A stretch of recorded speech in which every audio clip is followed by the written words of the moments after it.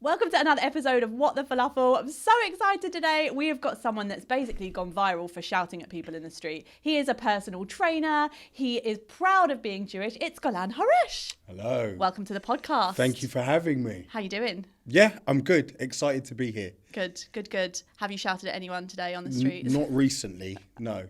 Maybe the kids. Oh yeah, fair enough. Yeah, that's it. What did that feel like going viral for basically shouting? How did that all happen?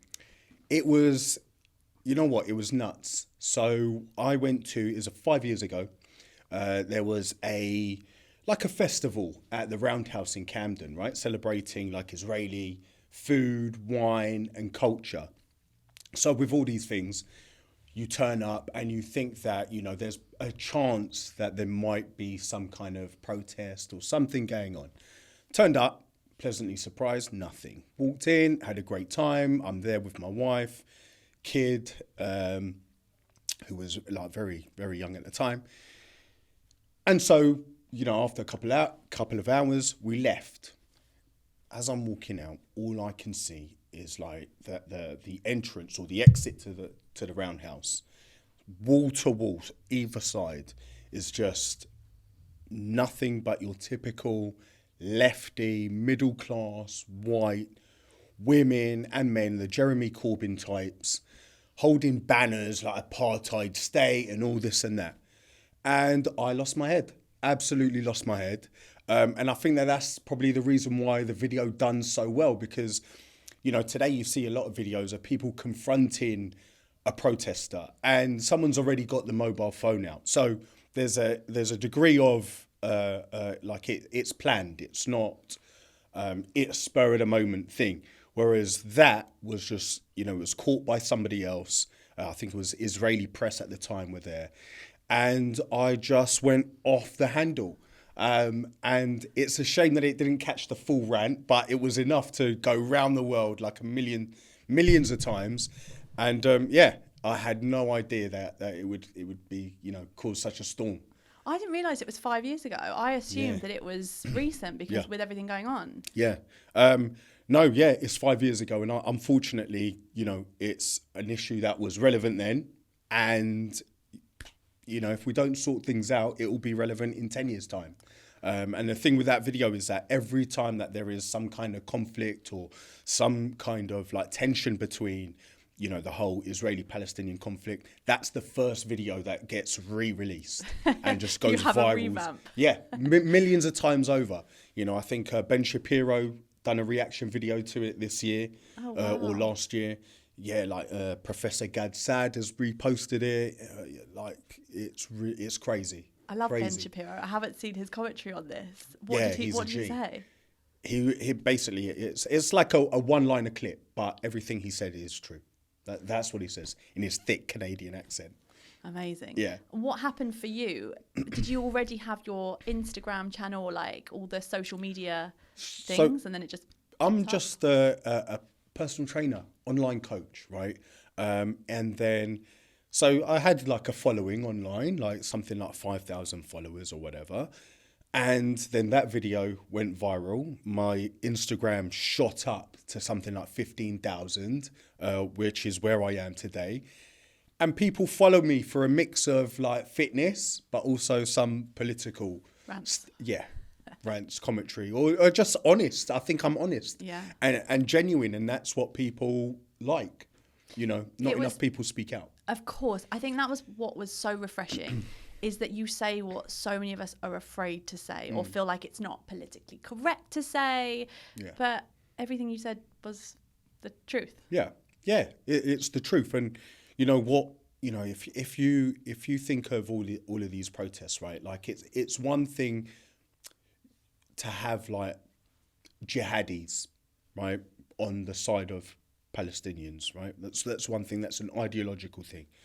But to have liberal white women, do you know what I mean? Like screaming apartheid about a country they've never been to, or the fact that they're on the side of people that oppress women, rape women. Like it's just odd. It's bizarre. You know, you can't be a feminist and then at the same time line yourself alongside people who are the antithesis of anything feminism. right? Feminist. Yeah. So that's the thing. That's the thing that sticks. So for me, when you see these people, it's almost worse. It's almost worse, because these are the people that will, destroy what we have from within, right? It's one thing to have an enemy from outside, but from within, like that is, I can't, it just doesn't sit with me. It's really bizarre. I can't work it out. Yeah. There was one point at the beginning that I was so frozen with it. I just sort of turned around going, am I missing something? Are we really the problem? Have I completely, are we evil? Have I missed it? Like, what's happening? Yeah, it's wild, but it's a complete inversion of reality, right? Inversion of the truth. Or it just highlights just how anti-Semitic people are, is that they're willing to put to one side how they feel about rape and genital mutilation for women and how women are treated, to side with people who are openly okay with killing Jews. And it's nothing other than anti-Semitism. And if you look in the video when I'm going off on one, there's like a woman there in the background, like, her jaw's like hanging. She can't believe what I'm saying, but it's just the truth. What was the rest of your rant that we missed? So when I got, so the video catches the kind of like the middle to the end. But when I got out there, I snatched some guy's phone out of his hand, smashed it on the floor. I was pulling signs and throwing them. Like, if you notice in the video, I'm holding a drumstick. So there was an Israeli band playing in there. And the drummer was just like, I want you to have this. And he gave me his drumstick as like a souvenir, like, of gratitude. Yeah. So you weren't attacking anyone with the drumstick. You were just no. I just used it for effect, for pointing. Right, you. and it continued. But wait, how did you not get arrested? Yeah, I think in the end, someone told me to calm down. The police are coming, and it kind of just like tailed off. Like I said, what I had to say. Do you know what I mean? After that, what am I going to do? I'm not. Was your wife and kid there? Yeah. You see my wife, and she hates the video, right? Because she's like in the back like a parrot saying, just repeating what I'm saying. So she's like, yeah, you can't talk in Gaza like that. Just in the background, she hates it. But how did someone get it? From like who was filming, and then how did they find you after it? Were they like, wait a minute, let's just get your social media? It's mad, right? Social media, you can find anyone these days. But it was like an Israeli media company that was there covering the event. I think it might have been Channel 22, which, if you know TV in Israel, there used to be like 2 channels back in the day, and that was one of them. So I think they were covering it, and in the end they ended up coming to my house, and I did an interview with them. So it went wild in Israel, right? So it was all over Israeli media. And then I think I got interviewed as well by like an Israeli influencer who has a YouTube channel.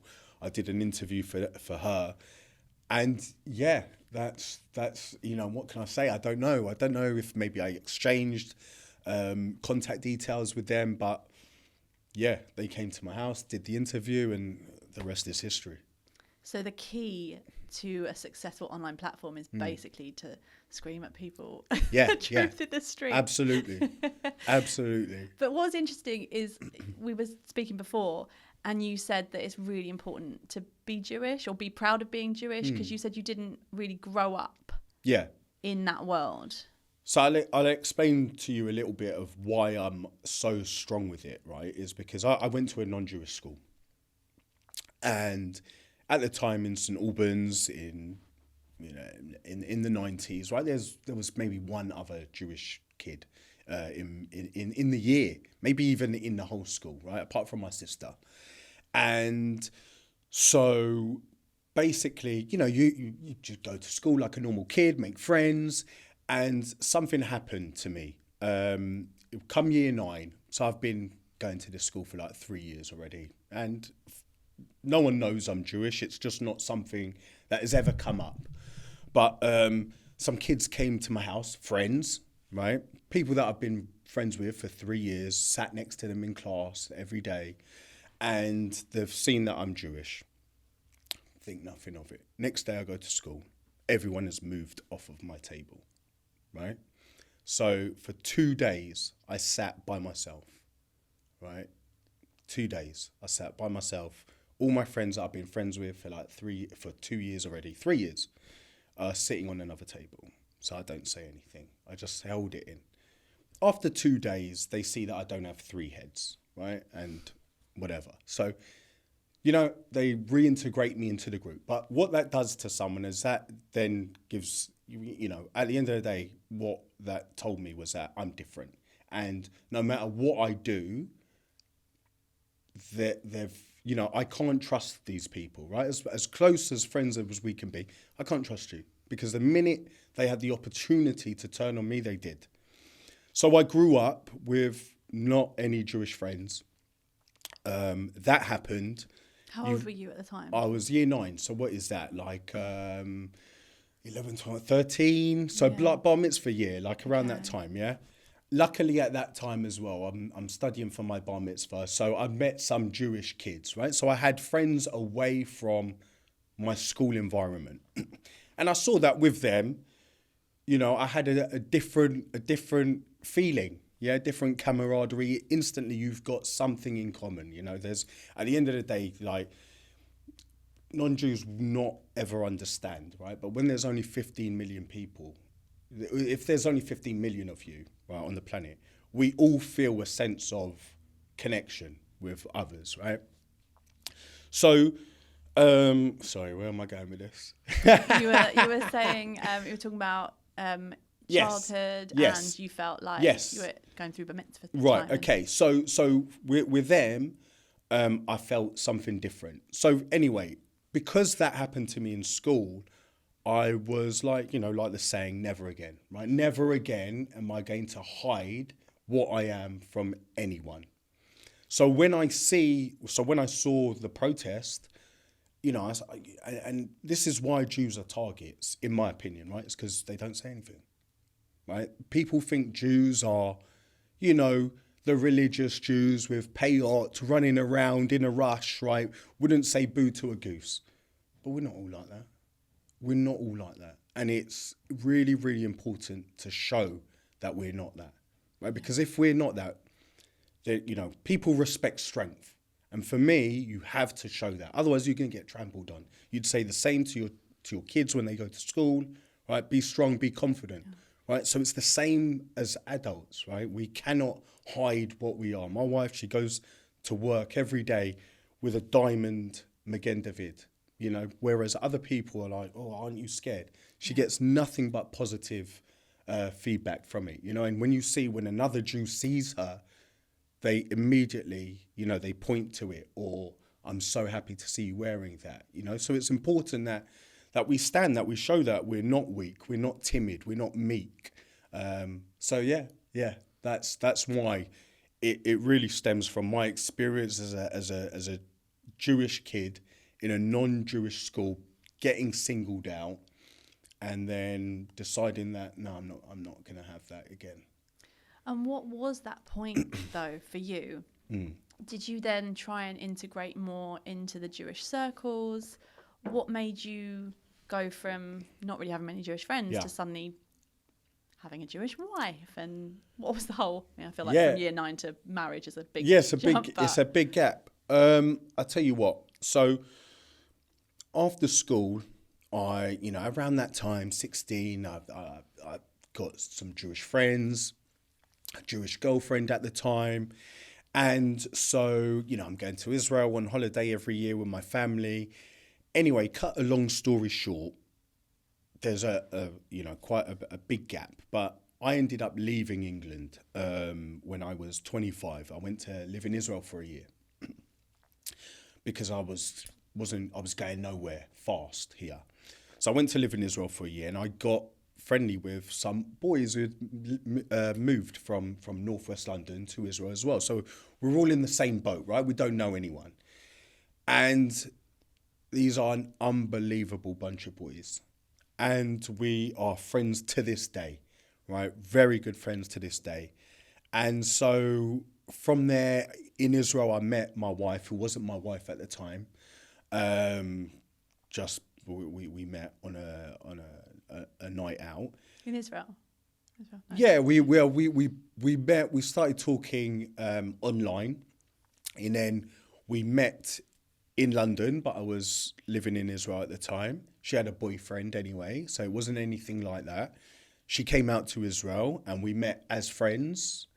And then, things kind of moved on. And then from there, really, because my wife she knows everyone. She's worked in clubs. She knows everyone in Northwest London. And so that was really the catalyst for me to then, start adopting or being more involved in the Jewish community as a whole in North London. Amazing. Are you enjoying it? Yeah, it's great. It's unbelievable, like at the end of the day, my business is I've built it on the fact that we as a community help each other, right? So, the majority of my clients have been Jewish since day one, and they still are today. So, with that, you spend a long time training people, getting to know them, getting to know what makes them click. These people become your friends at the end of the day. Yeah. So yeah, I'm fully immersed and loving it. Good. I want to talk to you about personal training and we've got that's going to be the bulk. I want to talk loads about this. Okay. But I do want to come back to the point that you said about one of the problems is that we're afraid to be Jewish, because that rung true with me. I know when everything kicked off, I took off my necklace. I was petrified, and I've got a few thousand people on Instagram, and I said something about my mum was in Israel at the time when everything was happening, and I was scared, and I thought, just post that. I got hate, I got people come at me, and I thought, well, it's not safe. It actually didn't feel safe to talk about this, and I hid who I was. Yeah. Do you ever get that hate come at you, or what can you say to people that are afraid? They wouldn't wear their star out. Yeah. How can we become tough? Right. The thing is that you can't be afraid, of anything, because when people were afraid, look at what happened in the 1940s of being afraid. Yeah, people packed up your stuff and you went to a concentration camp. So you have to, obviously there's other factors in that, but at the end of the day, if you look as a community, I think after 10/7, some of us are shocked at celebrities not speaking up. Okay, and the thing about the celebrities not speaking up is they might be on our side, but they don't speak up because they're afraid of the hate. But so what? You either stand for truth or you stand for nothing. So what? Accept the hate. That's what's difficult in life. And for me, like as a personal trainer as well, there are so many crossovers between lessons that you can learn from training or applying yourself in a gym under physical stress that you should apply to life, right? And you should always pick what's hard. Don't pick what's easy. What's easy is it's weak. It's going along with the crowd. That's why you see all these people just going along, don't they? It's virtue signaling. These people, accept the hate. Accept it. You're doing something right if you're doing that. Yeah. So I've had loads of people get into my, look, it's overwhelmingly been positive, the reaction to what I say. But there is some hate. There's loads of hate. And also look, I'm mixed race, right? I get people telling me I'm a coconut. What? Yeah. What do you mean? So black on the outside and white on the inside. Okay. Right, because I side with Israel. So there is no, and you're not gonna make everyone happy, and you have to be willing to accept that as long as you're true to yourself, and that I think is really, really important, and that's what I try to do. At the end of the day, the people that are gonna hate, so what, you lose followers. Are these the people that you want following you? I don't. I want positive energy in my life. So all of those people, whatever. I think there were so many people though when it all kicked off. They were like, we need to take our mezuzahs down because people are going to know where we live and they're going to find us and they're going to kill us and they're going to blow us up, and all of these different scenarios that I think that's we'll just blend into the background. No one will know we're here, but you just bring it. They won't hurt us, or I'll be ready for them.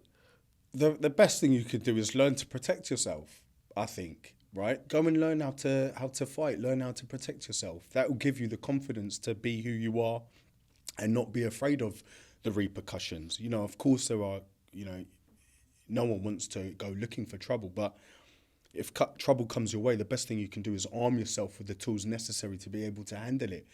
Look, I went, after 10/7, I was just like, right, nah. I went and got Magen David tattooed on my shoulder. Oh, let's have a look. Right, so... Oh, this was from Nick Rose, right? Is this the... This is Nick Rose has done this, right? So here you go, Magen David, the Lion of Judah. I got here, do not be afraid. It's the most, it's the sentence that appears in the Torah the most times of any sentence. What, do not be afraid? Yeah. Wow. Right, you see the thing, the message is there for you. The message is there, it's there for you. Take it. I didn't know that. There you go, you do now. Thank you. You know, I'm getting into all of like the Jewish spiritual teachings. Actually, something bizarre happened to me yesterday, although I feel like this might not be that interesting for the podcast, but I had to lead a children's service at Shul. I thought, right, let's do this. Let's find out what the Parsha is. Never have I ever said that in my life. I thought, I'm going to get into it. And I started looking, and it was about Abraham and Sarah, and these angels came to Abraham in the tent. Anyway, I'm getting really into it. And that's aside. I've been reading, separately, a Kabbalah book since July, so for quite a few months.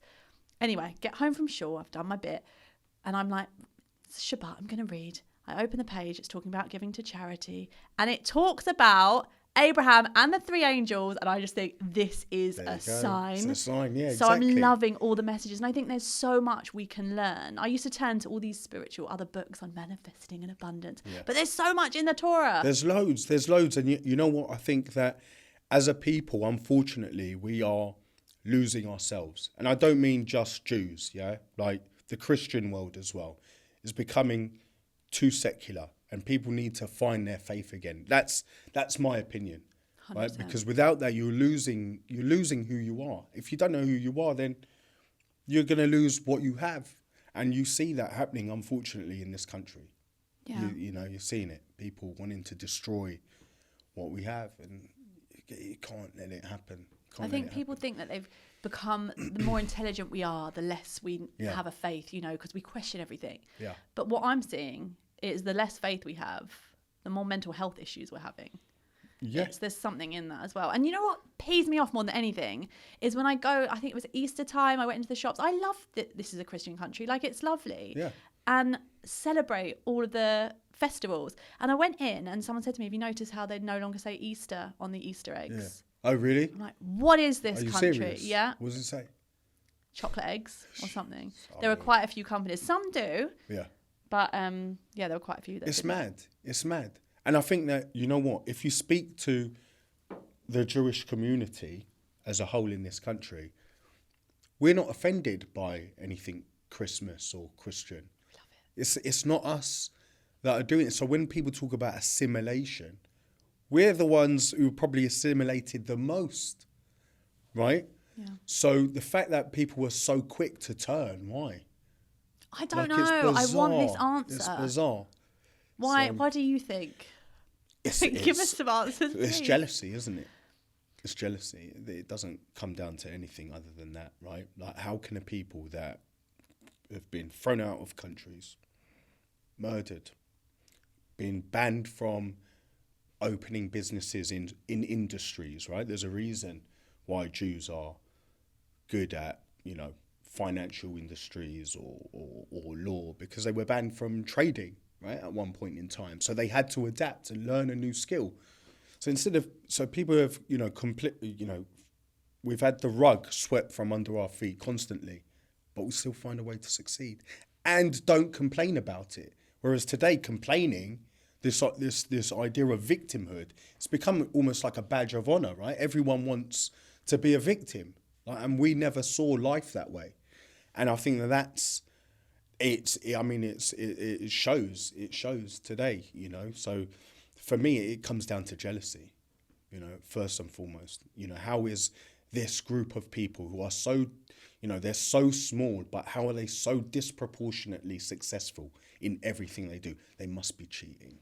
They must have taken something from someone else, right? And, you know, that's mirrored now in anti-Zionism, right? In the state of Israel, is this idea that we took something from someone else. How Jews come from Judea. It's it's there for you, right? There's archaeological evidence Jews are from Judea and Samaria, from the land of Israel. Yeah. So this complete reframing of history and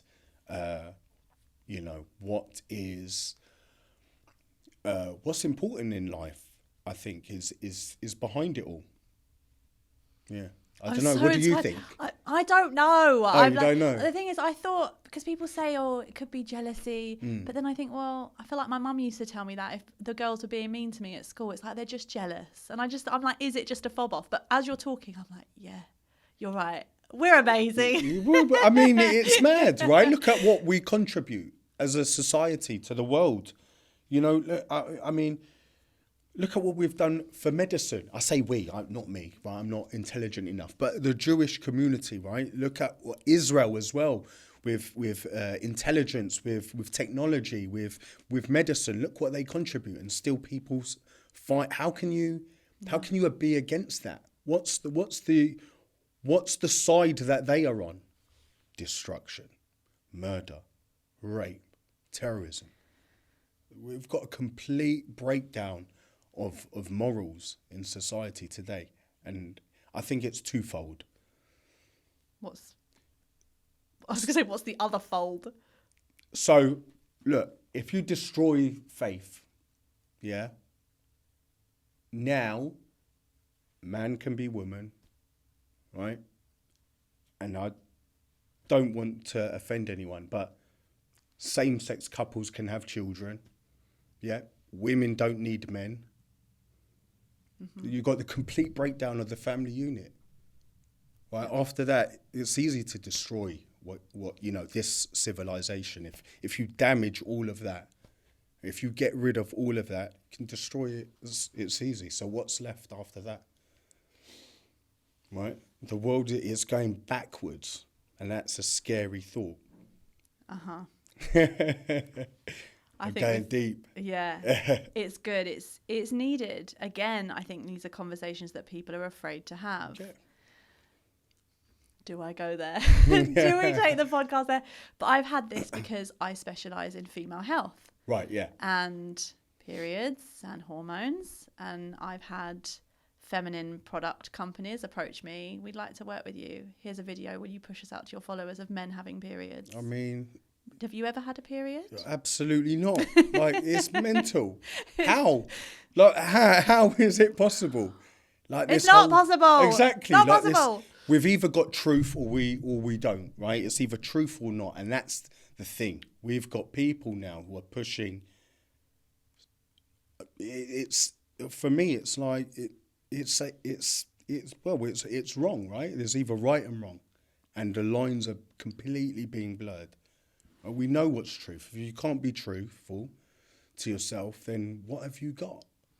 You know, it's scary. I'm reading 1984 at the moment. And George Orwell, 1984. Am I going to sound really unintelligent by saying I have no idea what that is? I don't want to say. Yeah. There's always these podcast moments where I'm like, I don't know what you're talking about. Some people read it in school. Okay. I feel like I'm late to the party because I was bottom set for everything in school, apart from PE. So anyway, I'm reading it now, and it's scary how relevant it is to today.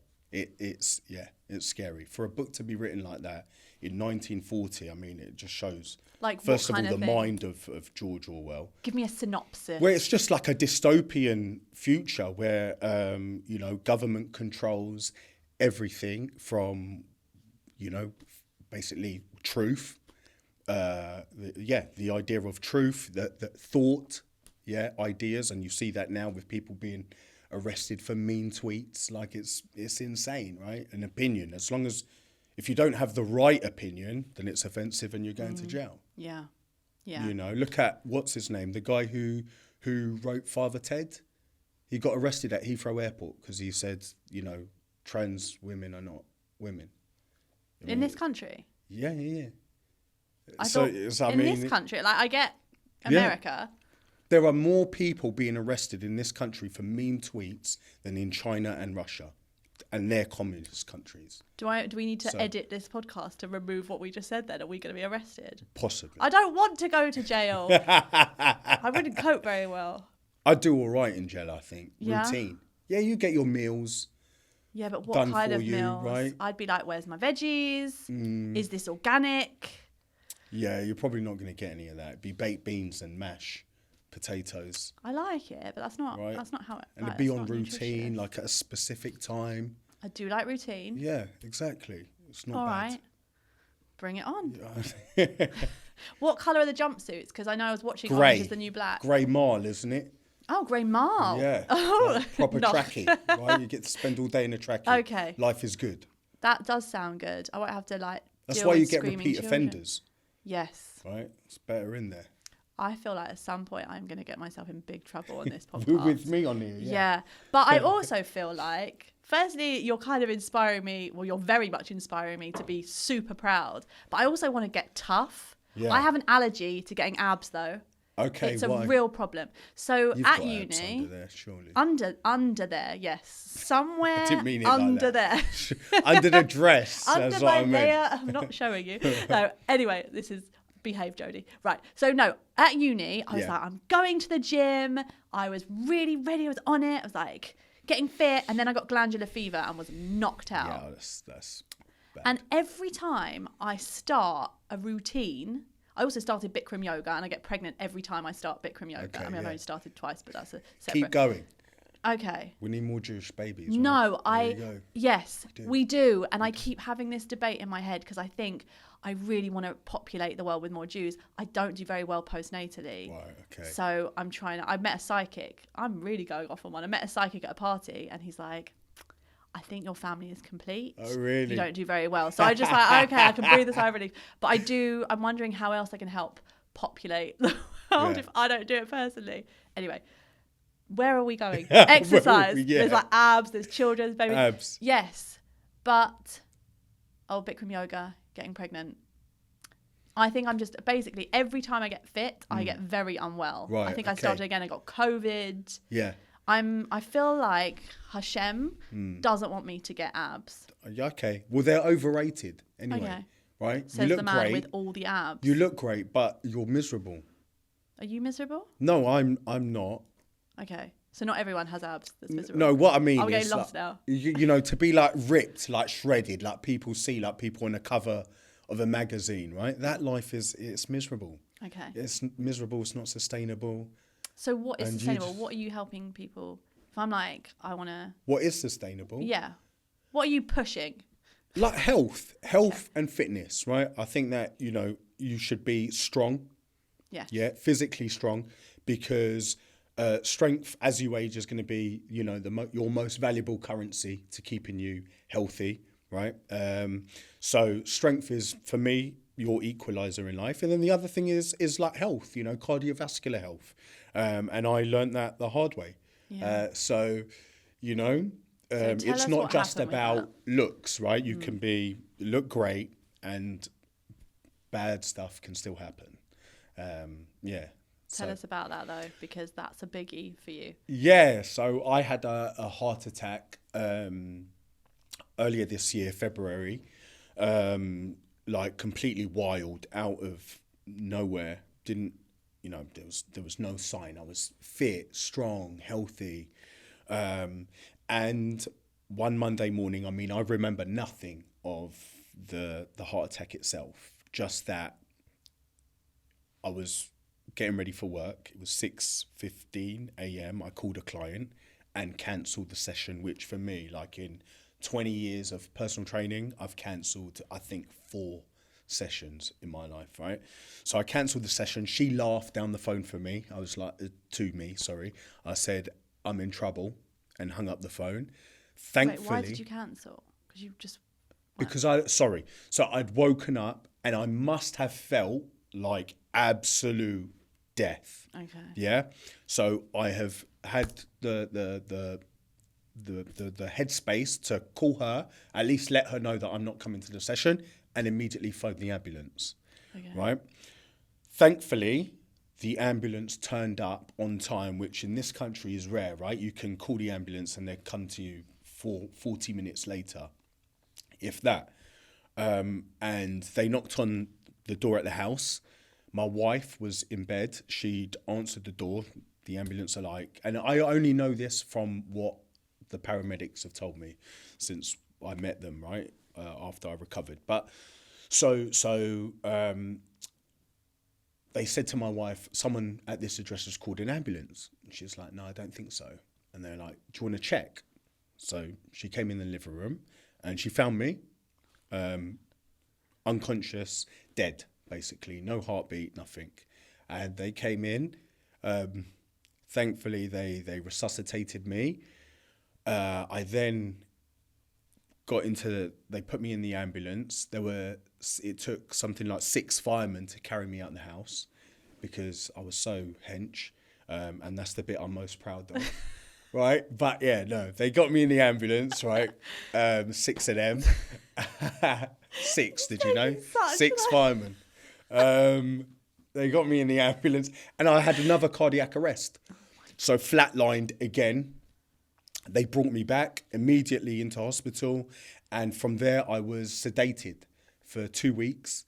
And the next thing I know is I've woken up after 2 weeks. One of my best friends has walked into the room and I tried to get up and he was like, calm down. Basically, you've had a heart attack.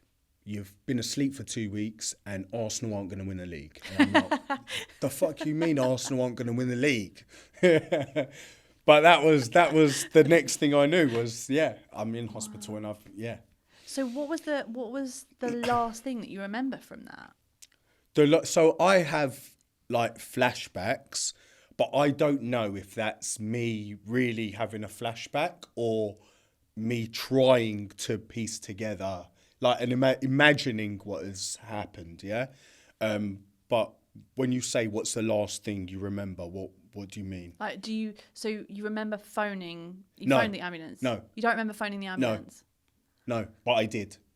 Wow. Yeah. And so do you remember any of the ambulance journey? Do you remember the firemen?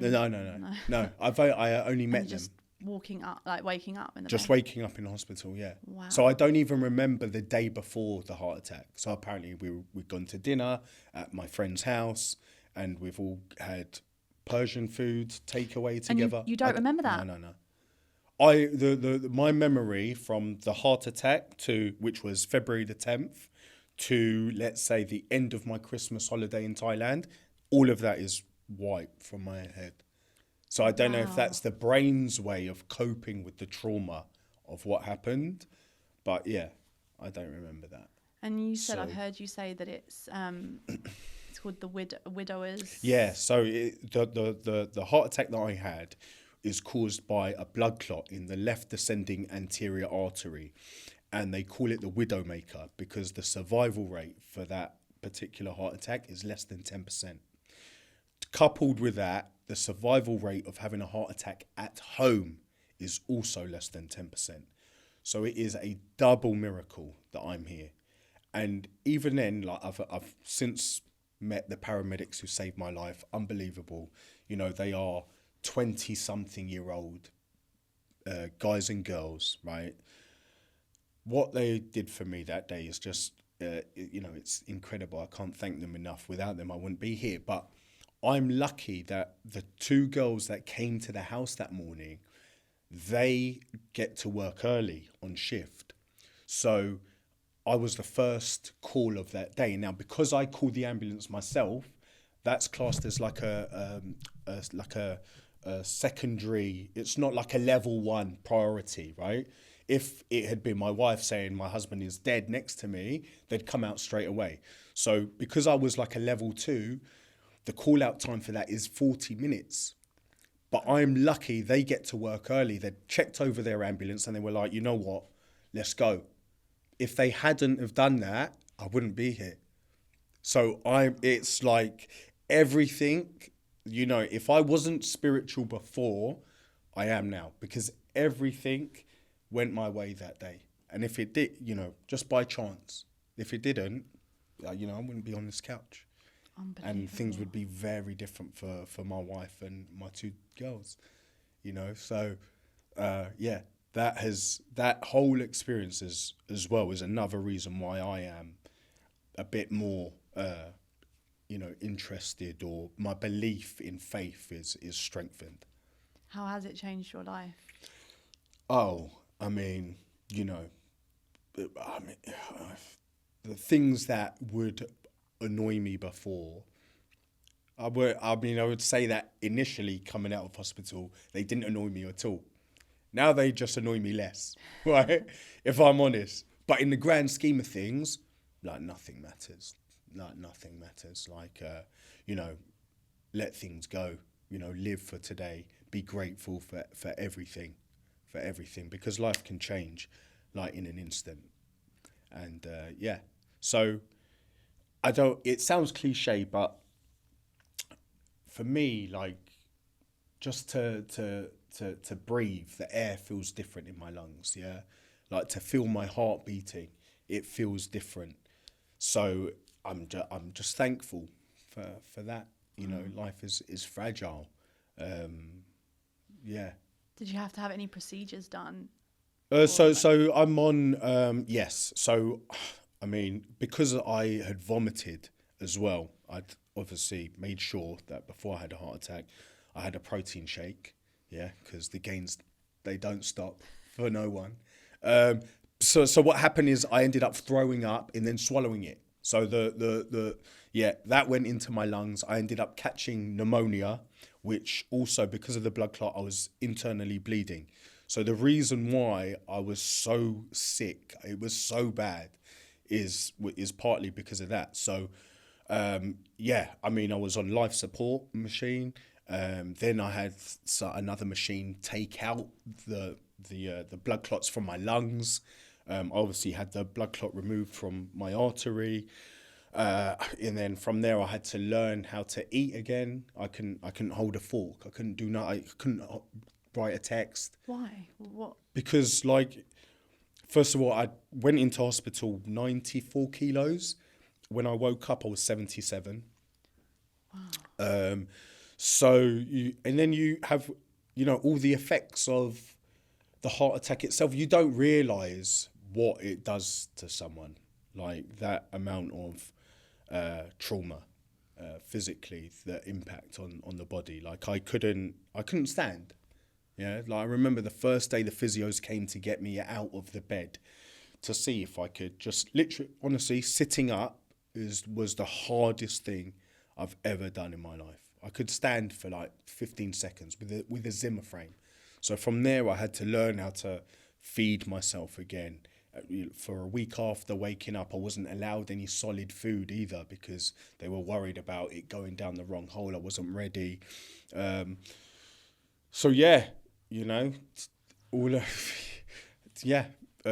learn all of that again, it's humbling. It's humbling. But I'm listening to you. I'm listening to the story and seeing you in front of me. Yeah. It sounds like this was years ago, this story, but it was this year. Yeah. What, 9 months ago? Yeah, so it happened in February. I came out of hospital on the 7th of March. And then from there, I've just been determined to get back to, to be better than before, right? Fitter, stronger, healthier than I was before. And I've done that, thankfully. And that's just because I'm grateful to be here. Some people might use it as an excuse to, not push themselves physically, but I saw it as a challenge. Wow. Yeah. So, I was going to say, are you not a little bit worried about lifting all these weights? No. Have you been signed off? Everyone's gone, this is okay for you to do? I didn't do any of the cardiac rehab. Brilliant. I'm a professional, right? So as long as I'm not an arsehole with it, I should know how to progress myself through a training program from start to end, right? So I took it slowly, and slowly, I was eating well. I made sure I rested well. Look, I've completely changed my life pre-heart attack to post-heart attack. It's a different world. Have you changed diet? I've changed diet. I've changed my work how I work. I don't work as I did before. Work, like work or work out work? Like what? No work. So I mean, like personal trainers will know this, right? Like it is all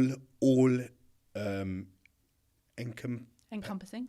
Encompassing, yes, yeah, right. Although now I'm saying it, that sounds like a really weird word. It sounds weird, no? Yeah, that is it. It is encompassing. Yeah, right. All encompassing. Exactly, yes. Right. So you are, your schedule is determined by other people's availability. So for me, I started my day at 4:30 a.m. First client at 5 a.m. I would be back to back with sessions until midday. I'd then train. I'd then go home, do online clients. Then I'd go back into the gym at 5 and work until 8:30. From there, I'll go home. My wife would want to chat because she's not seen me all day. I'd grunt because I couldn't talk anymore, right? Eat, and then I'd go to bed at 10:30, 11 after I've chilled out. So I'm getting by on like 5 hours sleep. Now,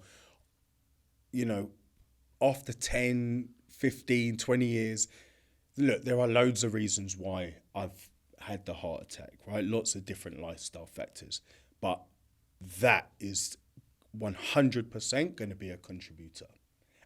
Eventually, something was going to snap, and that was it that day. And that for me was a sign that, like, listen, mate, you need to change something. And I'd be an idiot to go back to what I was doing before.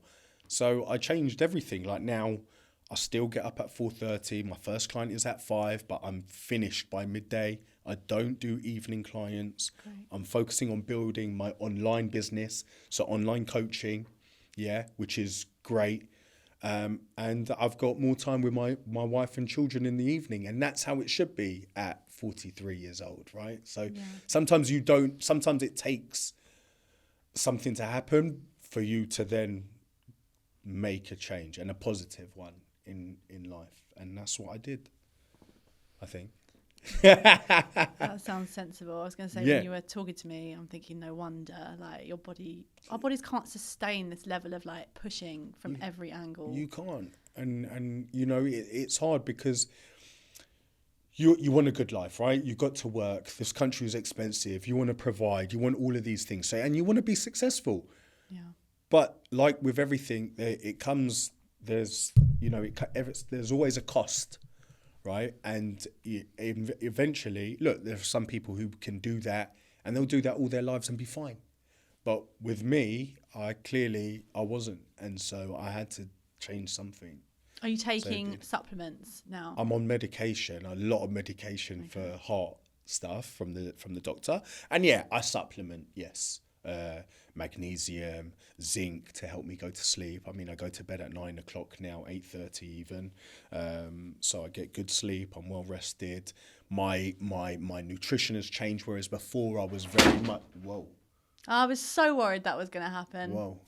Oh well. Who is it?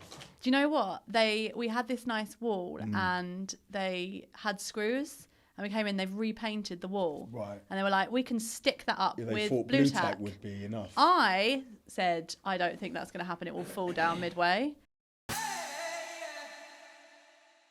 Recently, I am going big with being Jewish. Obviously, you're listening to a Jewish podcast, but also I thought, what better way of standing loud and proud of my Jewishness than to get some Jewish jewellery? Now, I found Israel Blessing, and they're the most amazing company. They do necklaces. Look at my fabulous, this is my Hebrew name. They do bracelets. They do everything from like Hamza necklaces to big Mogan Davids to highs, men, women, silver, gold, different price points like high or low. There is something for everything. I've never been so excited to get on a website before and look at all the different combinations of stuff. And the best thing about it is that by listening to this podcast, you get 15% off your order. Just use the code WTF15 for 15% off. And they do free shipping to the UK, which is just amazing. So get yourself some bling. It's Hanukkah season coming up. Why wouldn't you? Make sure you tag me in any pictures, by the way. I'd love to see. And enjoy! So whereas before, like, I was always thinking more muscle, get bigger, right? And that's, I think that that's not the reason why. It's not necessarily chasing something for the sake of chasing it. But like anything, right? If you go to work, you want next year to be better than the previous year, right? And so that's how you measure progress. So for me, that's how I was measuring progress, right? I would get stronger. I'm going to have to eat more. And the result is get bigger. So it was how I was living my life. And that comes with eating a lot of food, more than what is healthy, right? And I've changed that. So now I don't eat to grow in size anymore. I just eat for health and performance and longevity. I'm happy as I am. I don't bulk up to silly weight anymore. I mean, I'm only a small guy, right? I'm 5'6". But you are muscly and but big. I stay leaner.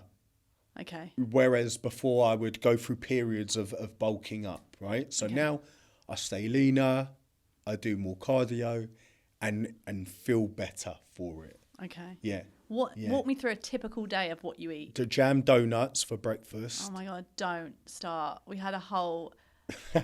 So just to give context on the jam donuts thing, we had a whole thing where obviously it's Hanukkah, happy Hanukkah. Happy Hanukkah. And we were talking about Hanukkah food and donuts. And there was a suggestion that we bring in donuts for the podcast. I'm like, we can't do that. Very He's disappointed. a PT. I'm a nutritionist. And your argument is we need a donut. Mine is they're not good for you. You said there's no such thing as bad food. And we had an epic debate. I think...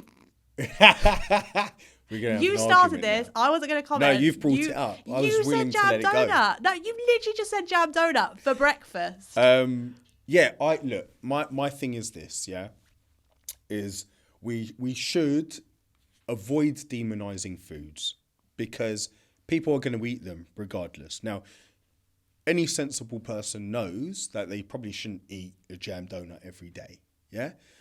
But, so if you do most of the things right, a jam donut isn't going to, once in a while, isn't going to destroy your health. So that's my thinking. It would also stop people going through these periods where they go, I'm going to diet, and they eat nothing but salad for 2 weeks, and then they fall off, and then next thing you know, it's penguins, donuts, cups of coffee, tea, biscuits, crisps.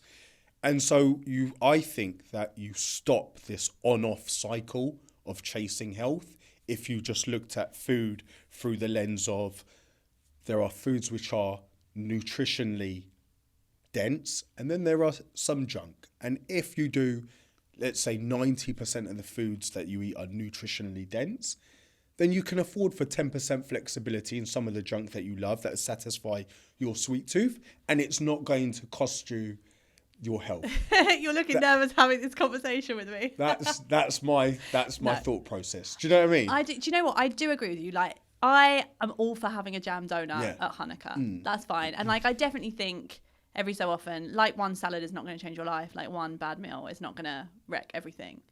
But when you said there are no bad foods, I'm like, I definitely think there can be. You're literally, your entire facial expression is like, don't start with me. What if we said that they're less nutritionally balanced? Better, Yes. But then I think there's also this idea of re-educating ourselves about what actually is designed for our body and what's not necessarily. Because there's so many foods. Yeah. Foods. They're not actually food. It's like been made in a lab. And there's this whole... He's taking a deep breath and he's staring at me. Yeah. I see a lot of people whose health, gut health, hormone health is wrecked because they don't know. They look at things from a weight loss perspective rather than a nutritional, this is going to help your cells function. This is full of vitamins. This is full of minerals, and just kind of look at it like that. Yeah, I totally understand that, right? Like, we know very well that eating for health and eating for fat loss are two different things.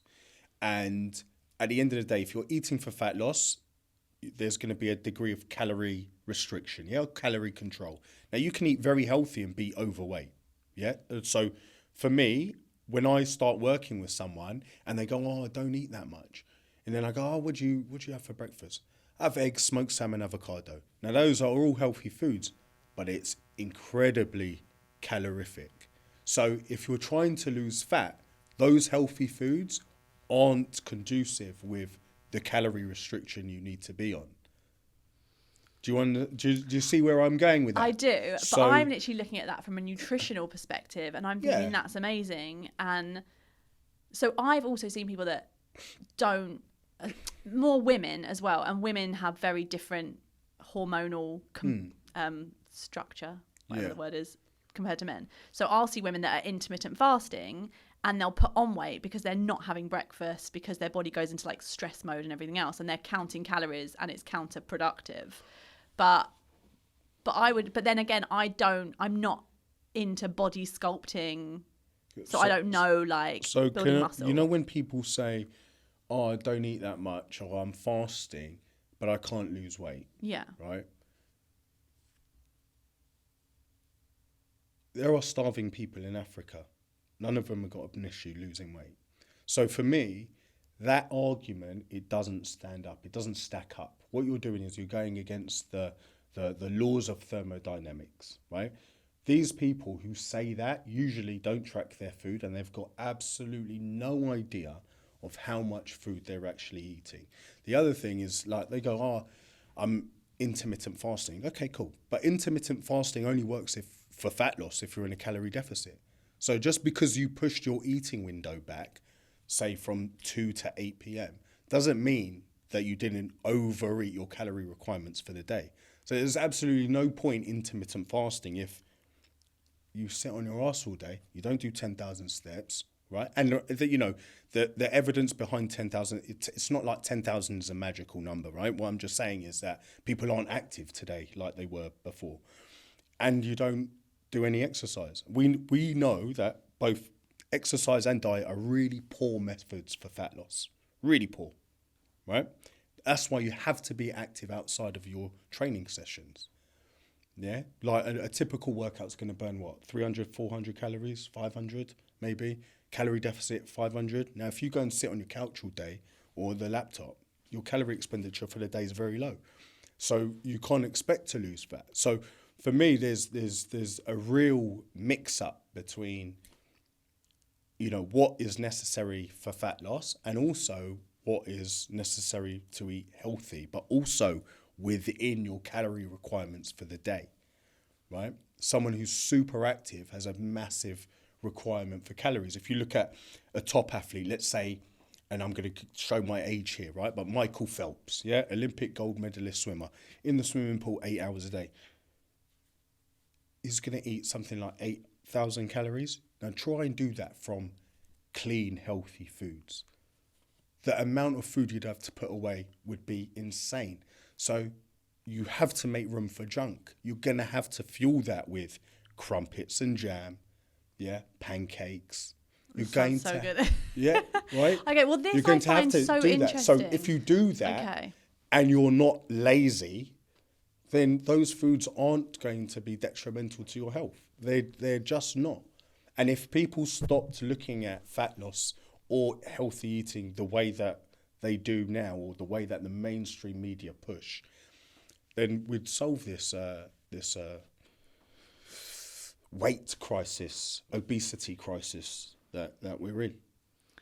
I find this interesting because I feel like I want to put on a bit of weight, but I don't want to eat junk food. Yeah. And I'm like never sitting down. But you're saying I need crumpets, basically. Crumpet, right? Crumpets are amazing. No? But then I think... With butter. But then I think, okay, no. What about the old days? Yeah. On the time of like Abraham and Sarah and all of the matriarchs and patriarchs. They didn't have crumpets. And they didn't have junk. They didn't have processed foods, but they were healthy. Yeah, but they were also more active. Yeah. So I'm not saying that it's not necessary. I'm not saying that these foods are necessary. What I'm saying is that there's no reason why they can't make up a healthy, balanced diet in some part. Yeah? If calories are equated. But when you're saying that one of your clients is having like avocado salad, I'm like, brilliant. Yeah, great. But if they're trying to lose fat, it's not going to work. You're going to have to reduce your calories from somewhere.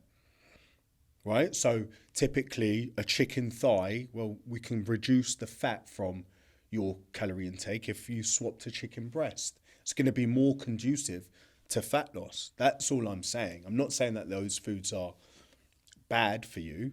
They're very healthy. But when we're talking calorie controlled diet, because that's necessary for fat loss, these are things that are going to cause an issue for you. But I was always told never to count calories because, like, let's say you've got, there was this really interesting twin study where they got genetically identical twins and they put them on a calorie increase. And one of the twins put on loads of weight and one of the twins didn't. And they were like, what is going on? Yeah. And they found that the difference was their gut microbiome. So it's more than just calories. But that's got nothing to do with the calories they're ingesting. That's their gut. Their gut is different because they are two individual people. That's got nothing to do with how many calories that they're consuming. But they increased both their calories, so they were both eating the same number of calories, and both increased it, but only one twin put on the weight. Yeah, because their gut had an issue, whereas the other one didn't. Yeah, so I would look at that and be like, well, let's focus on, like, have the avocado and eggs and everything, but we'll sort out your gut bacteria. Yes, that, again, correct. But if the goal was fat loss, then that would be a stumbling block in losing fat, unless it was within their calorie requirements. That's what I'm saying. Yeah. So if you're having, let's say, eggs, avocado, and smoked salmon for breakfast, right? Cool. Right. There's about 30 grams of fat there. Yeah. Now, for the average woman, their fat for intake for the day, from my experience working with women, countless women, is going to be around 50 grams. Now, if for the rest of the day you also choose high fat foods, now you're over your calorie requirements. Do you see what I mean? So what I'm saying is that if you add something in, you're going to have to take something away to achieve balance. So if you're going to have that breakfast, that can work for fat loss if the rest of your meals are less are lower in fat levels, yeah? So if you avoided a chicken thigh, if you avoided more avocado, if you avoided the chocolate biscuit, right, which people don't, yeah? Well, they think, I'll just have one chocolate, yeah? But... So I would say the avocado stuff is fine. It's the biscuits that are causing the problem. Well, no, it's not that one over the other. It's the total calories, isn't it? But then wouldn't you rather get your calories from avocado? Go on and on and on. So it would depend on the person, right? Yeah. And their taste buds. Like if I'm wanting to lose fat and I need to control my calories, I would rather have whole eggs than egg whites. So I'll lose the avocado. I'm happy to make that sacrifice. Yeah. So it's having an awareness about where you're getting these calories from. And that's what people don't have. And that's where tracking is vital, so that people actually start to understand what foods are, what's in them, and how they affect their body. And because people don't do that, they get caught up in this food's good, this food's bad. And I think that is unhelpful. Do you think it breeds an unhealthy relationship with food, though, tracking your calories? No. I promise you I didn't get you on here to grill you. I'm just having the conversation. Cool. Okay, you get paid on a day of the week, and you've got to survive until the next payday. Now, do you spend all your money and never check your balance? No.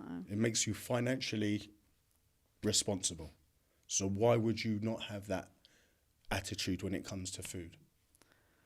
I just think to like tribes where they don't have all these apps and they just eat. No, but they don't have an abundance of food at the ready, right? Like here, you go to the supermarket, you've got everything available to you. You go to the till, there's more. There's always an incentive to buy. You go, look, I mean, you just have to look at, Christmas is one day of the month, right?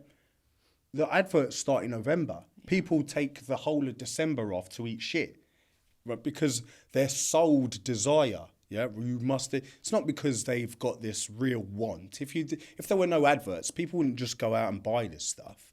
But because they're bombarded with this messaging, they get involved with it, right? People are suckers for marketing. So I don't think that, when you say, what did you say again? Tribes. About tribes, yeah. right? So it's about what's available to you. If it's not there, like if you don't have shit in your cupboards at home, you won't eat it. But if you buy it... but you just said shit. That's the thing. You just said there's no bad food, you just called it shit. Yeah, no, it is, because it's not... What I'm saying is that it is. We know that it's junk, yeah? Did I win that? No. Oh, okay. We know that it's junk, but there's no reason to demonise it, because people aren't going to be able to avoid it. Why? So you might as well learn how to incorporate it into your structure. I'm not saying have it every day. I'm just saying that you don't need to apply this feeling of guilt, right? The worst thing for me is when I go to a bar mitzvah and I'm eating everything and someone goes to me, "Oh, I can't believe you're eating that." I'm just like, what a sad existence you have that you can't come to a function and enjoy the food. If you do most things right in your life. That's a little bit rude though, people that come up to you and ask if you eat. Everyone, why are you eating that? You're a personal trainer. Why are you eating Haribo? I'm just like, what? Do you know what I mean? Like, it's that connotation. Like, people think you can't do stuff and be in shape and be healthy. Yeah. And you can. You just have to be aware. It's being mindful of what you're doing. That's my opinion. Okay. I'm just going to twitch. Talking of food. Yes. We've got some food. Okay, lovely, Because amazing. we need to fill Come you on, up, and then bring you it can on. tell me, can you bring in the food? And then you've got to tell me what you eat in a day. Hello, it's Joel from Balagan. Comes with a big reputation, that place. Yes. Have you been to Balagan before? I have, yeah. What have we got, Joel? You're the one who ordered it, so... So Balagan, the owners of Balagan are enjoying their life in like NYC. a chickpea donut, that is, no? A chickpea donut. You're ruining it for me. No, it's full of protein. Hummus. Carbs and fat. Yeah, protein. Chickpeas, protein. You call it carbs and fat. We've got chickpeas. No, falafel in hummus. What's this? That is chicken salad. salad. Wow. Yeah. This is awesome. This is Joel, way you did a great job, above Joel. and beyond I was expecting. And some Unreal. Come on. There you go. Thank you. I just rode 28k Thank yesterday, you so so much. this is yes, exactly. I need to refuel. Amazing. Thank you so much. And if you want to go to Balagan, please check them out. They're in Borehamwood. Say what the falafel when you go in, and you get 10% off your bill, which is very exciting. And we need to cover. Yeah. Have we got plates? Hold on. So I'll let you load up in a second, but I really want to hear about your rowing, because you just mentioned that you're fueling yourself. So should we just plate up and then we can chat? Yeah, absolutely. Yeah. All good. Come on. Okay.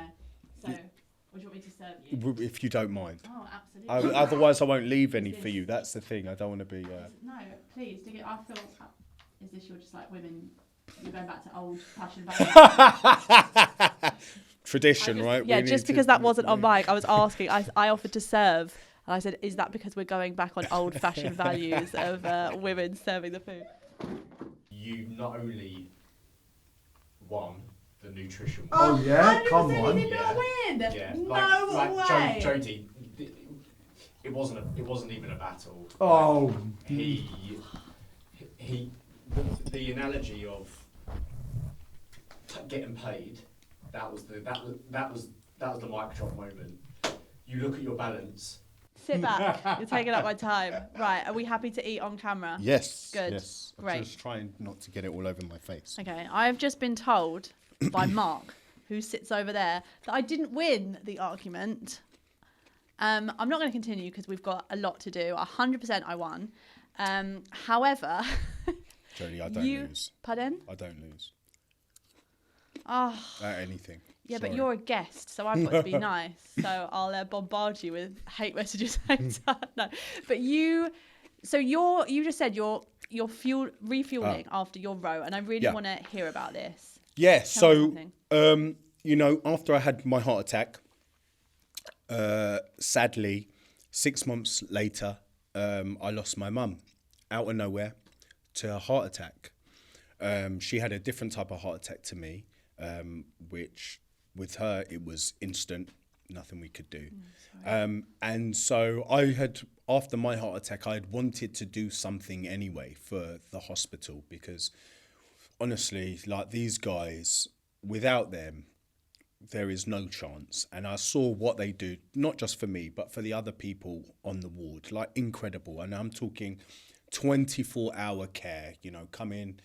You know, I was having to take medicine and have my blood pressure taken every 3 hours, like round the clock, right? 2 o'clock in the morning, 3 o'clock, didn't matter. And they do this job, like, and it's a thankless task, yeah? Like, we know, nurses, like, these guys are heroes. Footballers make big money, but what they do is nothing compared to these doctors and nurses, right? Anyway, so I wanted to do something to raise money for Harefield Hospital, which is one of the best heart hospitals in Europe, I think, if not the world. And yeah, to help fund treatment and research for heart and lung disease, yeah, two of the biggest killers in the world. So I'm doing a 43-kilometer row, which is absolutely grim. I can't run. I've got a bunion. So I was just like, right, what can I do that is going to be just as hard, if not worse? So yeah, 43 kilometers on the rowing machine. I'm currently training for it. I'm going to do the actual 43 kilometers on my mum's birthday. Wow. So I'm going to have people come down to the farm in Elstree, the farm gym. It's an outdoor gym, great gym. And, you know, they can jump in on a rowing machine next to me and row whatever distance they want. Maybe it's 500 meters, 1,000. I mean, if you can handle 5K, 10K, whatever you want, just to help spur me on.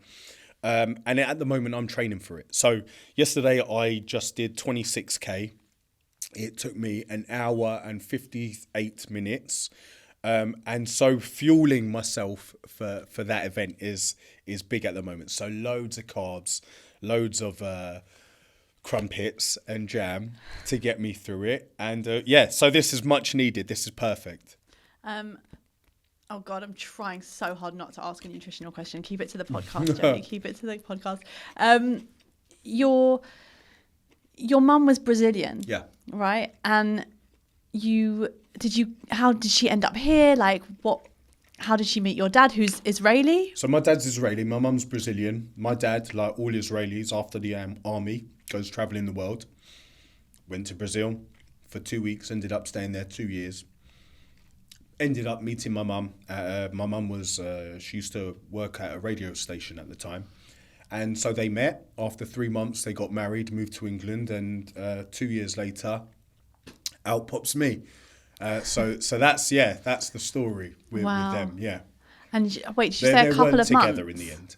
They got married, after like 3 months. Wow. So, yeah, as you do, you know. And they came to live here, No wonder you said. it didn't work out. Sometimes it does. Sometimes it does, yeah, but... And did if you know Israeli men. But how has that shaped like your culture in terms of like food? Did your mum cook Brazilian food, or what was that like? I've heard it's very meat heavy in Brazil. Yeah, very meat heavy. But it's not as good as Middle Eastern food. Like there are. So it's very, very different. My mum, she made food from all over the world, but yes. Lots of Brazilian food growing up.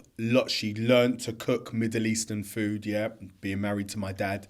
She learned to cook that. So for me, we always had the blend of cultures, like in my house, both musically, religiously, and from food. Oh, so you're very cultured.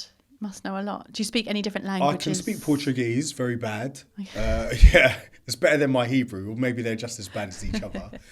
But yes. So, yeah, amazing to grow up with such cultural influences. Yeah, that is a real mix. And they ended up settling here. So you've got English, Brazilian. Yeah. Israeli. Do you go back to Brazil? I know you go to Israel. I actually ended up taking my mum's... I had my mum cremated because I know that she didn't want to be buried in England. So I actually took her back to Brazil. It was the first time I'd been back there since I proposed to my wife there 12 years ago. So, you know, it was a heavy trip for me, but it was really nice because I got to connect again with my Brazilian family and just culturally, spiritually as well. So yeah, it was amazing. And Israel, I mean, I've gone every year, if not 3-4 times a year for the last, since I was born. So, you know, I'm probably closer to the Israeli side of things, yeah. But yeah, definitely now there's a reason to go back to Brazil more often. And that's what I want to do. So hopefully next year I'll take my girls. It's time. Yeah. Because they've been to Israel. They love it. I mean, they want to move there when they're older. How old are your girls? They are 9 and 7. Okay. Yeah. So, but next year I'll take them to Brazil because it's time. Yeah, it looks like such a beautiful country. It's incredible. You know, got such a mix of cultures. Yeah, especially where my mum's from is Salvador. So you got the African influence. Yeah, where my family from originally, my Brazilian family. And then also the Portuguese, right? And that just brings everything together with music and food, and it's great. Actually, talking about avocados and Brazil. Yes. I went to see an osteopath who was Brazilian, and she didn't understand that we eat avocado in salads because over there, she said it's a dessert. We have it with honey, and she just doesn't get what we're doing, which is really interesting. Weird, isn't it? Maybe that's the problem with avos. Maybe it's not the. We're eating it wrong. Maybe that's it. Although it does make a good chocolate mousse. Have you ever had an avocado chocolate mousse? You haven't had... You like blend it with dates and cacao powder or cocoa powder. That sounds like some vegan bullshit. There was a lot of vegan bullshit in my life for a while. I was vegan for 4 years, but it was delicious. Okay. And it's like quite healthy, like dates, fats. I'll just have a regular chocolate mousse. Okay, yeah, fine. I'll stick. It's not because you've got sugar and then you've got dates that are like they're from the Torah. Where are your abs? Mine are hiding. Right. At the moment. I'll show you mine and we see what the damage sugar does. Yeah, but then I could be really mean here and be like, you've literally had a health crisis, whereas I have not. True. So maybe we need to look at this. Fair. Fair. There you go. You made me do it. Fair. You made me say it. I'll take it on the chin. What do you eat? Typical day. And how do you like... Yeah, let's go with that one first. So a typical day would be 6 eggs for breakfast with some toast. Then I'd train, maybe I'd have some Greek yogurt and granola. Lovely. At what time? Midday. Okay. Then I'll have maybe some kind of fish or meat with rice. I love rice. White or brown? White, always, right? Okay. Surely, no? I was always on brown. Yeah. And then I miserable. Went... I quite like it. I felt like quite, at one with nature. Right. But I've started to change recently more because of cooking time than anything else. Okay. Sorry, please continue. Yeah. So I'd have some kind of meat and rice. And then later on, I'd have whatever my wife cooks, which will be some kind of meat and rice. 4 times a day. I was going to say that it's like, okay, 4 times. It's not a lot of food, is it? When you think about it. I don't know. Doesn't sound that much. Okay. Right? Breakfast, lunch and dinner and like a yogurt and granola bowl. That's it. So walk me through it. If I come to you and I'm like, Golan, I want to, I don't know whether I'd say bulk up. I want to get strong. Yeah. I want to get fit. Mm-hmm. We're not bothered about abs. We've established. Okay. That's, from what we said earlier. Yes. It's a thing. I just want to get fit and healthy, strong. What we doing? Right. We would need, usually, in my experience working with women, is they don't eat enough protein. So straight away, we'd look to increase that. And then fuel your sessions with carbohydrates either side, yeah. So bookend it from pre and post, and then like you would want to focus on nutrient dense whole foods, yeah, plenty of fruits, vegetables, and then a progressive training program. It's really that simple, yeah. Like nutrient dense whole foods, focus on protein, adequate water. Plenty of sleep. Yeah, we don't sleep enough. We need 7 hours of sleep. You tell my children that. Yeah. They wake me up all throughout the night. Do they? Yeah. How old are they? Well, one's all right. Yeah. Other than the occasional nightmare. The other one is coming up to 3. Oh, wow. Okay. And he's in our bed. Yeah. He slept one night through the night the other night. But it's a magical age, isn't it? 3. Yeah. It's great. I love it. Yeah. Just asleep. Yeah. Okay. But can I still grow muscle if I'm not sleeping properly? It'd be harder. Okay. Right? If I'm honest, I reckon sleep has been the biggest factor in my recovery since heart attack. Okay. The biggest.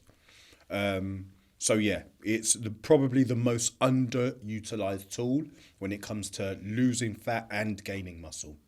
Interesting. Yeah. What do they say? Your abs are grown in the gym. No, your abs are made in the kitchen and grown in your sleep. Or Probably something. made There's something with like exercise that. along the Yeah. way. Built in the gym, grown, revealed in the kitchen. I don't know. There is something with that. I'll find it. Okay. Yeah, everyone's got abs, right? You don't really need to train them. You just need to get lean enough to see them. So you don't need to do crunches? No.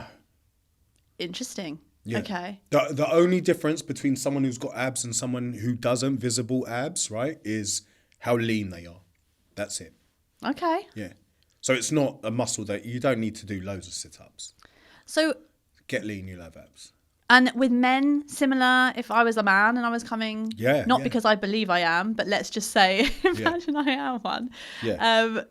I was waiting for you to catch on with that one. Sorry, a little bit slow. That's okay. I'm thinking of chicken. So eating chicken. Okay. So would you do the same thing? Men also under protein, need extra protein? Yeah, I mean, so many people don't eat anywhere near enough protein. Yeah. Okay. Yeah. So, I mean, yes, that's the absolute priority, right? That would be first priority when I start with anyone, is increasing their protein intake. Okay. Yeah. What are we looking at? Like a plate full of food? Like, let's say a palm-sized portion of protein. Yeah. I mean, look, here's a. You don't like the idea of tracking. Yeah. Oh, yeah. So I spoke about mindfulness and being aware of how much you're eating. So a real simple way of putting together a plate for yourself would be a palm-sized portion of protein. Yeah. So that's going to get you about 30, 40 grams of protein. So if you think breakfast, lunch and dinner, that's about 6 eggs as well, right? Okay. Yeah. Yeah. A cup-sized portion of carbs. I'd probably get scrambled eggs in it. Yeah, go on. Cup-sized portion of carbs. Yeah. 2 fist-sized portion of veg. Do that 3 times a day. Maybe at some point have a snack, some kind of like protein yogurt and a piece of fruit, protein shake and a piece of fruit, and you're good. Okay. Yeah? Yeah. I'm with And it. that will probably get you in good shape without tracking a single calorie. But you'll have an idea of how much you've eaten. Sure. And for people that are listening, Yes. I am waiting for you to do Jew camp, boot camp, with the inspiration and the bodybuilding. I feel like you could change all of our lives, like building an army, basically. Yeah, we need an army. We need don't exactly what we really do. Where can everyone find you when they're listening and they want to get fit, they want to get strong? So you can follow me on Instagram, Golan PT, at Golan OFC, online fitness coach, that stands for. Or my website is golanpt.com. Okay. And also, you can follow my rowing journey. And, I'm raising money for charity, like I said. So the link to donate is up on my bio as well. And we'll put it in the comments. Everything, not in the comments, in the... everything that we raise goes towards, treatment and research for those suffering from heart attack, and it'd be greatly appreciated. Amazing. I could talk to you for ages, but we'll let you eat your food. Thank you. Thank you so much for coming. It's been a pleasure to be here. It's been great. You're such an inspiration. Thank you. Thank you so much.